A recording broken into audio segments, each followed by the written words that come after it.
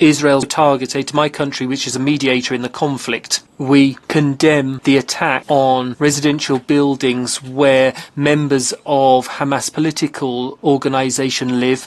This is a flagrant violation of international conventions. Our solidarity is with the state of Qatar in the face of the illegal bombing by Israel. We condemn the Israeli attack, which has targeted the state of Qatar. Israel's state terrorism, which we condemn, spreads to new countries and targets even the mediators.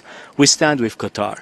We also strongly condemn Israel's unlawful and heinous bombing in Qatar. Violation of sovereignty and international law. I now give the floor to United Nations Watch. Mr. President, we have heard a lot about international law from the world's worst violators of international law. It's time to challenge the perpetrators. And so we ask Qatar, if you don't want targeted bombings against terrorists in your capital, why do you harbor terrorists in your capital? Terrorists who are still holding hostages, torturing them, and rejecting peace deals. Why did you host Hania, Mashal, and Al-Khaya in luxury hotels from where they planned their terror? Why did you back Hamas's Gaza coup in 2007? Why have you funneled billions since then, fueling their terror machine, empowering their 5 wars against Israel?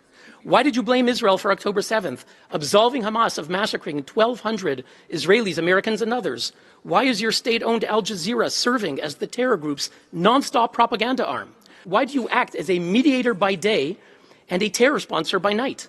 Mr. President, the record shows Qatar is a state sponsor of terror. The Gulf states said so in 2017 when they suspended ties with Qatar. Now, yesterday, Antonio Guterres and French President Macron condemned Israel. But when the U.S. killed bin Laden in Pakistan, the UN chief at the time celebrated that, quote, justice has been done to such a mastermind of international terrorism. France called it a victory for all democracies. We ask both, how is this different?